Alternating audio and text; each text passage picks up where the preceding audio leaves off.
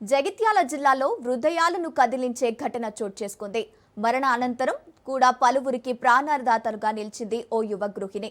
పట్టణంలోని హనుమానవాడకు చెందిన సుప్రియ స్కూటీ నేర్చుకుంటూ ప్రమాదవశాత్తు కింద పడటంతో తీవ్రంగా గాయపడింది. మెరుగైన చికిత్స కోసం హైదరాబాద్లోని కార్పొరేట్ ఆసుపత్రికి తరలించగా వైద్యులు ఆమెను బ్రెయిన్ డెడ్ గా నిర్ధారించారు. దీంతో గల్ఫ్లో ఉపాధి కోసం ఉన్న భర్త ప్రవీణ్, కుటుంబ సభ్యులు గొప్ప మనస్సుతో అవయవ దానానికి ముందుకొచ్చారు.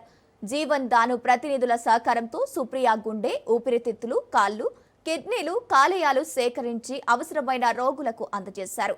ఈ అవయవాలతో పలువురి జీవితాల్లో కొత్త వెలుగులు నింపిన జీవన్ దాను ప్రతినిధులు కొనియాడారు. ఇద్దరు చిన్నారులను విడిచి వెళ్లిపోయిన సుప్రియ ఘటన స్థానికులను కన్నీటి పర్యంతం చేస్తుండగా అవయవ దానంతో ఆమె చిరంజీవిగా నిలిచిపోయిందంటూ ప్రజలు ప్రశంసిస్తున్నారు.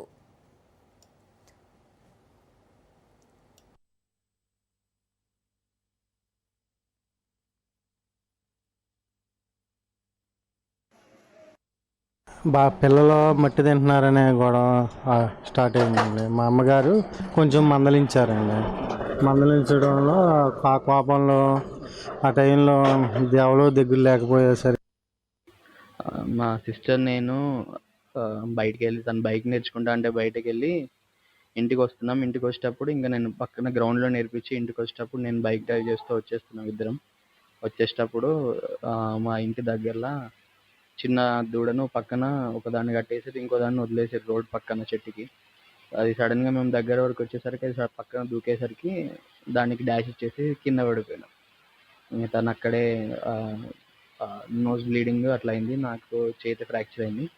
తనకి ఫిట్స్ వచ్చింది నార్మల్గా. ఇంకా అక్కడ నుండి ఇక్కడ జగిత్యాల ఏటీఎం హాస్పిటల్కి తీసుకొచ్చినాం. సిటీ స్కాన్ చేసి బ్రెయిన్లో హెమరేజ్ ఉంది, ఇంటర్నల్ బ్లీడింగ్ అవుతుంది అని చెప్పిన తర్వాత అక్కడ నుండి కరీంనగర్కి వెళ్ళినాం. అక్కడ కూడా కొంచెం సీరియస్ ఉంది, కుదరదు అంటే యశోదాకి తీసుకెళ్ళాం. అక్కడ 3 days ట్రీట్మెంట్ అయింది. బ్రెయిన్ డెత్ అయిపోయింది అని చెప్పాక సరే బ్రెయిన్ డెత్ అయిపోయింది కదా, ఎట్లాగో అట్లీస్ట్ ఆర్గన్స్ అయినా డొనేట్ చేస్తాం, అట్లనన్నా వేరే వాళ్ళ దగ్గర మా సిస్టర్ బతుకుంటుంది అని అనుకుని మేమే ఆర్గన్ డొనేషన్స్కి ఒప్పుకున్నాము. దానివల్ల ఆర్గన్స్ డొనేట్ చేసి నిన్న మార్నింగ్ చూసేస్తాం. ఎప్పుడైతే ఈ ఇన్సిడెంట్ జరిగిందో నాకు యాక్చువల్గా నేను అబ్రాడ్లో వర్క్ చేస్తుంటాను.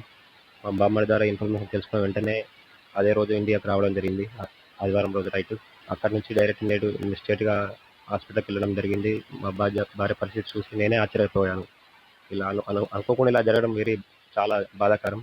ఇలా జరగడం వల్ల ఆమె యొక్క బ్రెయిన్ మొత్తం మెదడులో బ్లడ్తో నిండిపోవడం వల్ల బ్రెయిన్ డెత్ అయిందని తెలుసుకున్నాక వెంటనే మేము ఈ ఆర్గన్ డొనేషన్ చేద్దామని డిసైడ్ చేసుకున్నాం. ఎందుకంటే ఆమె వయసు చాలా చిన్నది.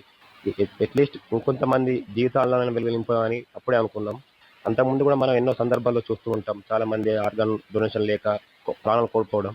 అది చాలా నేను ఇంతకుముందు అబ్జర్వ్ చేసి అట్లీస్ట్ మా భార్య యొక్క అవయవాలు వేరే వాళ్ళకి ఇవ్వడం వల్ల అయినా ఆమె బతుకుంటారని ఆశతో ఈ నిర్ణయం నేను తీసుకున్నాను.